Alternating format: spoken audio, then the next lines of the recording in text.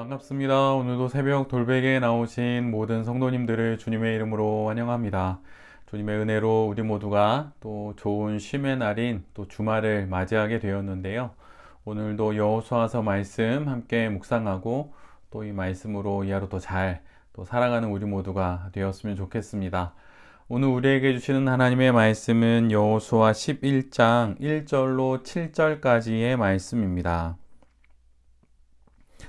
하솔 왕 야빈이 이 소식을 듣고 마돈 왕 요밥과 시므론의 왕과 악삽의 왕과 북방 산간 지방과 긴네롯 남쪽 아라바와 평지와 서쪽으로 도르의 높은 지역에 사는 왕들과 동서쪽의 가나안 사람과 아모리 사람과 헷 사람과 브리스 사람과 산간 지방의 여부스 사람과 미스바 땅의 헤르몬산 밑에 사는 히위 사람의 왕들에게 전가를 보냈다. 이 왕들이 자기들의 군대를 모두 출동시켰는데 그 군인의 수요가 마치 바닷가의 모래와 같이 많고 말과 병거도 셀 수 없이 많았다.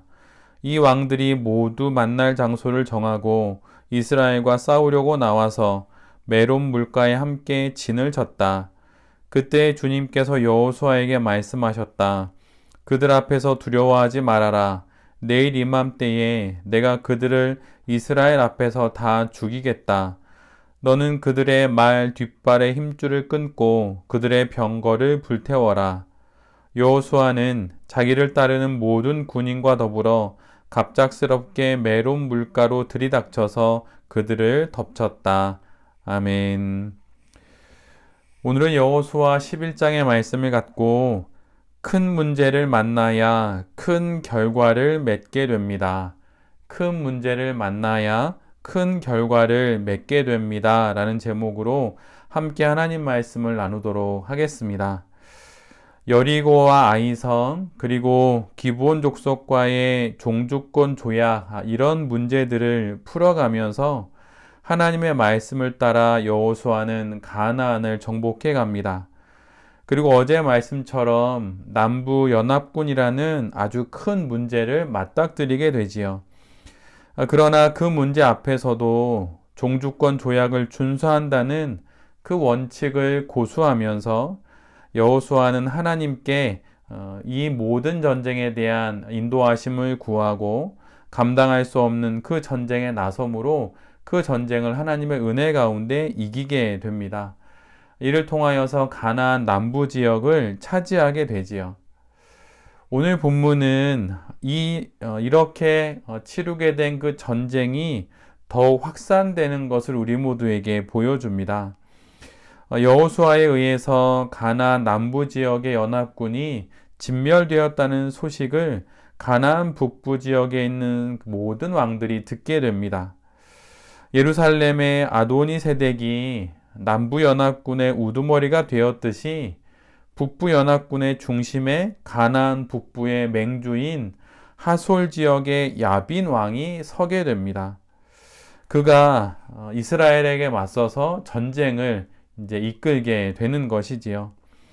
사실 하솔은 가나안 북부에서 가장 큰 성읍으로 약 25만 평 정도의 규모를 가진 지리적으로 또 군사적으로 요충지에 해당됩니다.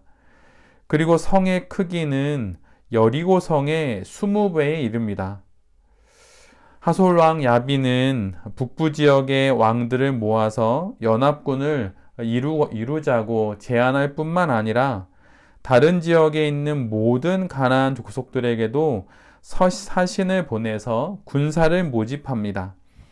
북쪽뿐만 아니라 동쪽과 서쪽 가나안 족속들을 모으게 되고 중부 가나안의 거민들까지 부릅니다. 심지어 이미 이스라엘에게 패한 남부 연합군 가운데 아직 남아있는 사람들도 북부 연합군에 합류하라고 그렇게 편지를 보내게 됩니다. 이로 인하여서 북부 맹주인 하솔 야빈은 가나안에 있는 모든 족속들을 규합하게 되고 그렇게 북부 연합군 가나안 전체의 연합군을 모아서 여호수아와 또 이스라엘에게 맞서게 되지요.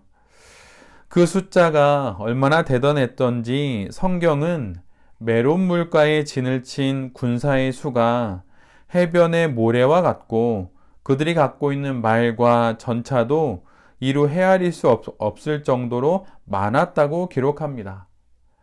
바닷가의 모래를 누가 셀 수 있으며 누가 그 많은 군사들과 맞설 수 있겠습니까? 여호수아와 이스라엘은 이제 지금껏 치러왔던 전쟁 중에 가장 큰 전쟁을 앞두고 있는 것입니다.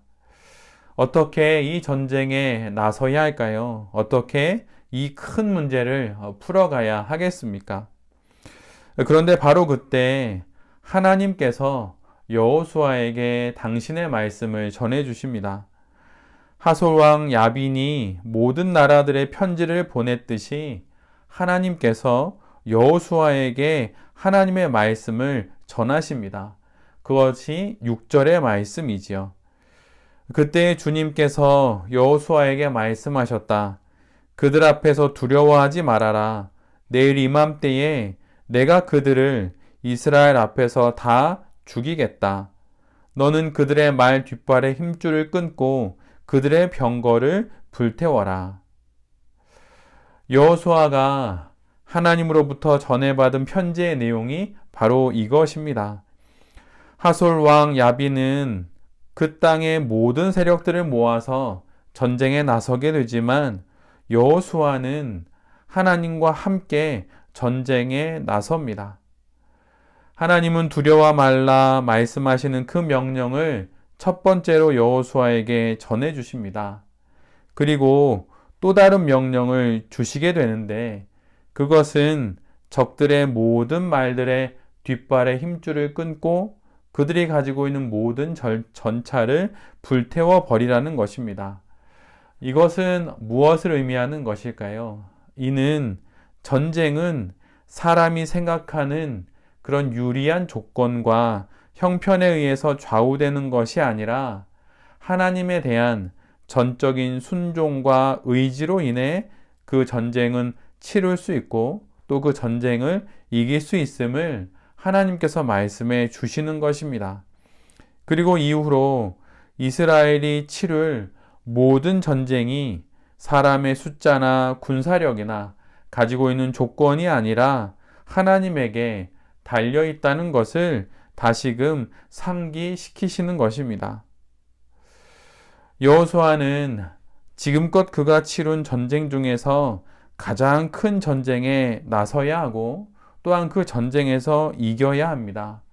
얼마나 두렵고 얼마나 막막했을까요? 그러나 그는 다시금 용기를 내어 이 전쟁에 나섭니다. 모든 이스라엘 백성들도 여호수아를 따라서 전쟁에 나서게 되지요.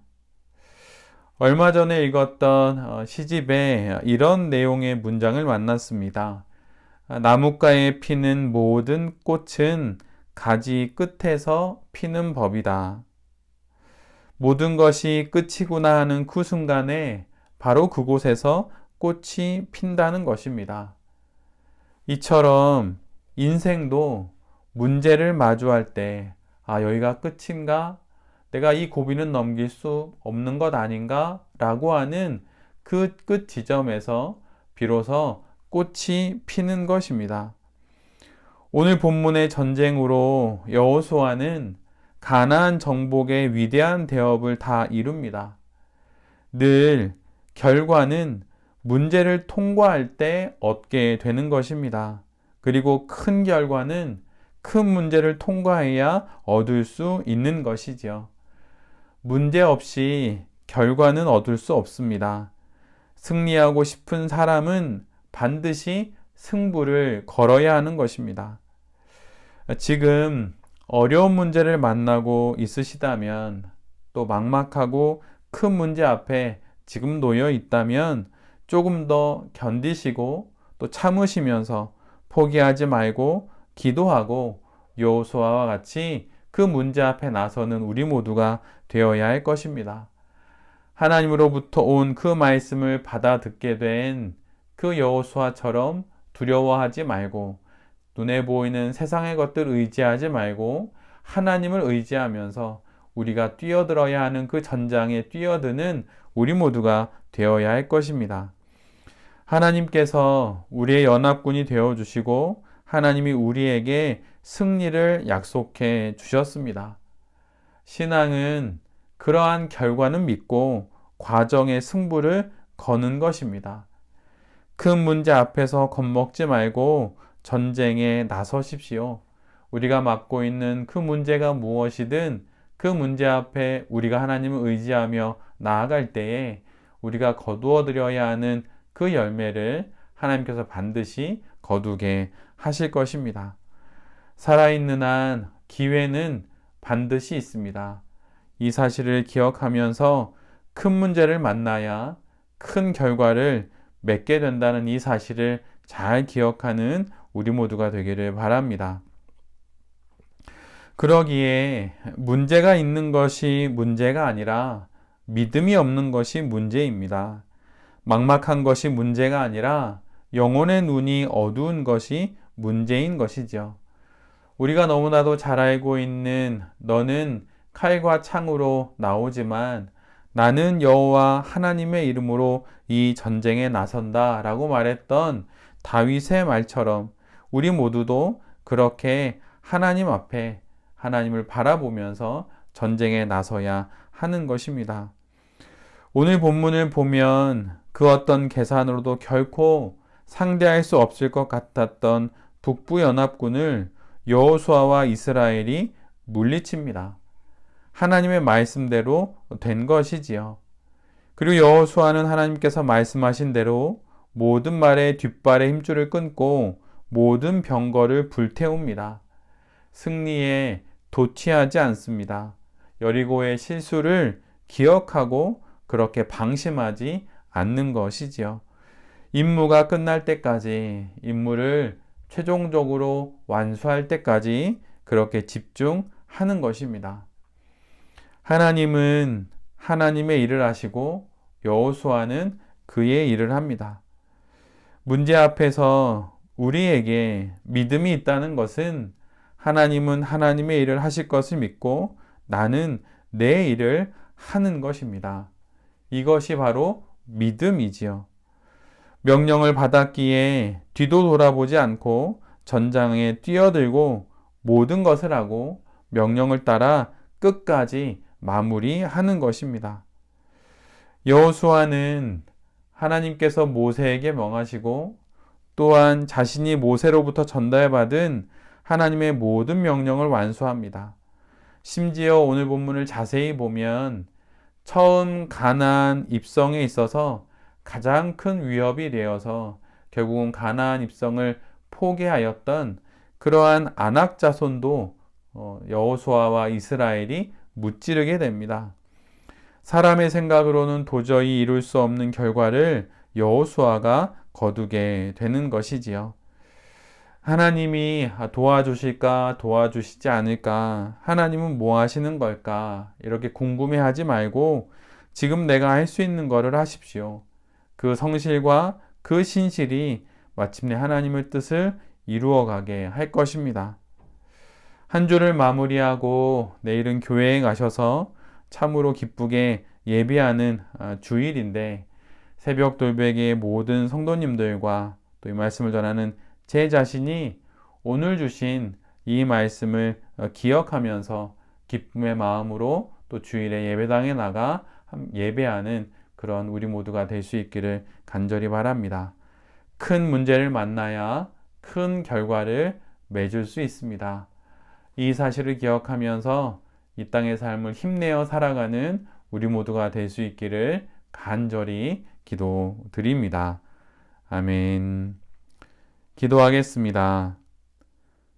주님, 문제를 만나 우리의 지경이 넓어지고 큰 문제를 만나야 큰 결과를 맺는 법임을 알게 하시니 감사합니다.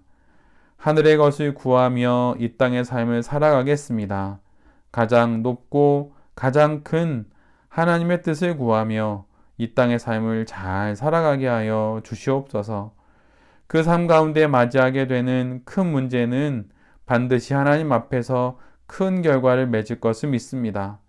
모든 꽃은 가지 끝에서 피듯 우리가 끝이라고 여기는 그곳에서 하나님의 뜻이 꽃 피우게 될 것을 믿습니다.